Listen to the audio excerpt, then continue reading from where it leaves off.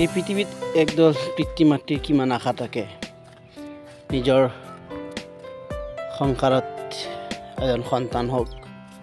ল'ৰা হওক বা ছোৱালী হওক সকলোৰে আশা থাকে সন্তান পোৱাটো সন্তান লাভ কৰাটো কিন্তু সন্তান লাভ কৰাৰ পিছত কিছু কিছু মাক দেউতাক সন্তান পাই বৰ দুখত থাকে আৰু কিছু মাক দেউতাক সন্তান পাই বৰ আনন্দত থাকে আকৌ কিছুমানে সন্তান নাপায় দুখ বেদনাৰ মাজত দিন পাৰ কৰে ভগৱানৰ ওচৰত কান্দে প্ৰাৰ্থনা কৰে খুদা মোক এটা সন্তান নিদিলে কিয় আজি যদি মোৰ এটা সন্তান থাকিলে হয় মই সন্তান হৈ ইমান আনন্দ ফূৰ্তি কৰিলোঁ হয় মোৰ ভৱিষ্যতৰ কাৰণে বৃদ্ধ বয়সত এই ল'ৰা বা ছোৱালীটোৱে মোক চোৱা চিতা কৰিলে হয় এনেকুৱা বহুত মানুহৰ সপোন থাকে বহুত মাক দেউতাকৰ সপোন থাকে আৰু কিছু কিছু মাক দেউতাকে সন্তান পায়ো তেওঁলোকে নিজে দুখ প্ৰকাশ কৰে যে খুদা এনেকুৱা সন্তান দিলা যিটো সন্তান কাৰণে আজি মই শান্তিতে থাকিব পৰা নাই এই সন্তান টকাতকৈ নটকাই ভাল আছিল এনেকুৱা বহুত সন্তান আছে মাক দেউতাকে ইমান কষ্ট কৰি মানে কিমান আশা মনৰ আশা ভৰসা লৈ এটা সন্তানৰ সৰুৰ পৰা ডাঙৰ কৰিছে জন্ম দিছে পালিছে পুহিছে সন্তানৰ কিমান সমস্যা মাক দেউতাকে ভোগ কৰিছে তাৰ মানে এইখিনি ক'বলৈ আৰু ভাষা নাই মাক দেউতাকৰ সন্তানৰ প্ৰতি কিমান মৰম আৰু কিভাৱে যে মাক দেউতাকে সন্তানক পালন পোষণ কৰে তাৰ কোনো ভাষা নাই ক'ব নোৱাৰোঁ ইমানখিনি কষ্ট কৰে আৰু যেতিয়া সন্তানৰ পৰা মাক দেউতাকে আঘাত পায় কষ্ট পায় এতিয়াতো কথাটো কেনেকৈ যেন লাগে মানে কি ক'ম আপোনালোকক ভাবিবলৈ সীমা নাই নোহোৱা হৈছে এনেকুৱা অৱস্থা এইখিনিতে এটা কাহিনী কওঁ যোৱাকালি এজন বৃদ্ধ চাচা মোৰ দোকানৰ কাষলৈ আহিছিল এখন 3 চকীয়া ৰিক্সা হাতেৰে চলোৱা বিকলাংগ মানুহৰ ৰিক্সা এখন চলাই আহিছে আহি দূৰৰ পৰা হাত পাতিছে বাবা মোক কিবা টাকিলে দিয়া মই মাত্ৰ বহিছোঁ দোকানত বিসমিল্লা কৰা নাই যাত্ৰা কৰা নাই ভনি কৰা নাই ক'লোঁ চাচা মইতো মাত্ৰ বহিছোঁ এতিয়া মোৰ হাতত টকাও নাই আচ্ছা আপুনি বহক মই অলপ বেচা বিক্ৰী কৰিলোঁ আপোনাক দি মানুহজনক বহুৱাই ল'লোঁ বহুৱাৰ পিছত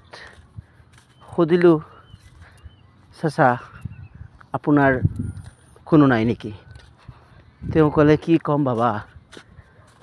এজন ল'ৰা আছে আৰু 3জনী ছোৱালী 3জন বিয়া দি দিলোঁ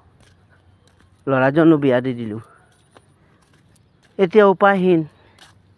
ল'ৰাই তাৰ চলিব পৰা নাই আৰু মোক কেনেকৈ খুৱাব ছোৱালী 3জনী বিয়া দি দিলোঁ এজনৰ গিৰিয়েক মৃত্যু হৈছে মই ছোৱালীজনী আৰু তাইৰ ল'ৰা ছোৱালীখিনি পুহি আছোঁ আৰু ল'ৰাজনে বিয়া বাৰু কৰাই তাৰ 2টা ল'ৰা সন্তান লৈ সি অন্য ৰাজ্যত গৈ তাৰ ঘৈণীয়েক লৈ থাকে মোৰ আৰু চাবলৈ কোনো নাই উপায়হীন হৈ মই কি কৰিম বৃদ্ধ মানুহ ভৰি লৈ খোজকাঢ়িব নোৱাৰোঁ ভৰিখনো বেয়া এনে অৱস্থাত ৰাইজৰ ওচৰৰ পৰা অলপ সহায় সাহাৰ্য লওঁ আৰু লৈখিনি মই চলা ফুৰা কৰোঁ নিজৰ দৈনিক খোৱা খাদ্যখিনি যোগাৰ কৰোঁ বুঢ়া মানুহজনৰ এই কথাখিনি শুনাৰ পিছত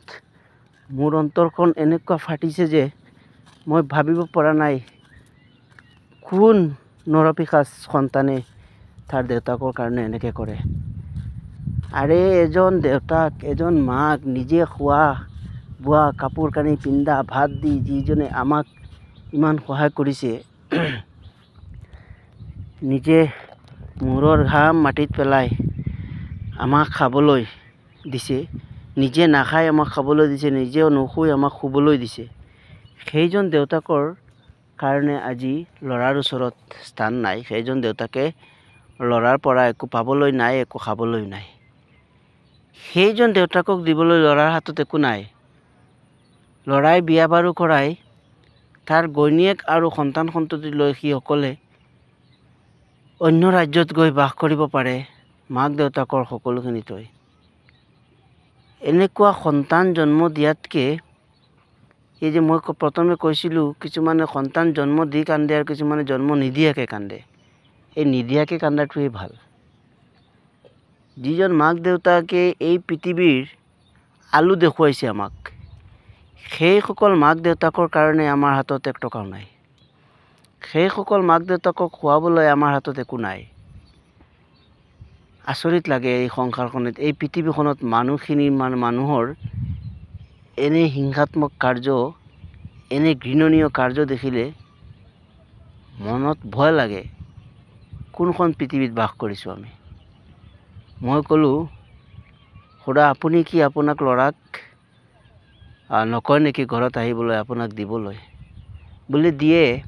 সি চলিব পৰা নাই, যিমানখিনি পাৰে দিয়ে। এইবাৰ ঈদত 500 টকা দিছে। 500 টকাই মাক দেউতাকক মন জয় কৰাটো ডাঙৰ নহয়। এজন ল'ৰা হৈ মাক দেউতাকৰ ঘৰত আহি লগত লৈ দিনে নিশাই একেলগে থকা, মাক দেউতাকে এইটো নাচায় যে ল'ৰাৰ পৰা আমি কি খাওঁ, কি দিওঁ, কি দিছে, কি খাইছোঁ। মাক দেউতাকে একো দিয়া বা নিদিয়া সেইটো ডাঙৰ কথা নহয়। সকলো সময়ত মাক দেউতাকৰ লগত থকা, মাক দেউতাকক সহযোগিতা কৰা, সেইটো হৈছে ডাঙৰ কথা। দূৰৰ পৰা থাকি আৰু 500 টকা এটা বছৰত ঈদত দি দিলে মাক দেউতাকক সান্তনা দিয়া নহ'ব। একো নিদিয়াকৈ যদি কোনোবা ল'ৰা ছোৱালী মাক দেউতাকৰ লগত থাকে, সেইটোৱেই যথেষ্ট। মাক দেউতাকে আৰু একো নিবিচাৰে, মাত্ৰ ল'ৰা ছোৱালীৰ মৰম আৰু ভালপোৱা, সন্মানখিনি, আদৰখিনি, যত্নখিনি বিচাৰে। যিটো শেষ সময়ত জীৱনৰ শেষ সময়ত নিজৰ ল'ৰা ছোৱালীৰ পৰা মাক দেউতাকে আৰু আদৰ আৰু স্নেহখিনি বিচাৰে, মৰম বিচাৰে। গতিকে মই সকলো মাক দেউতাক থকা ভাই বন্ধুলৈ এই মেছেজটো প্ৰচাৰ কৰিছোঁ, মানে আপোনালোকে নিজৰ মাক দেউতাকৰ যত্ন কৰক। মাক দেউতাক দুনিয়াৰ পৰা যোৱাৰ পিছতহে গম পোৱা যাব কি সম্পদ এৰাইছোঁ আমি। জীৱনৰ যিমানখিনি উপাৰ্জন নকৰা কিয়, মাক দেউতাকৰ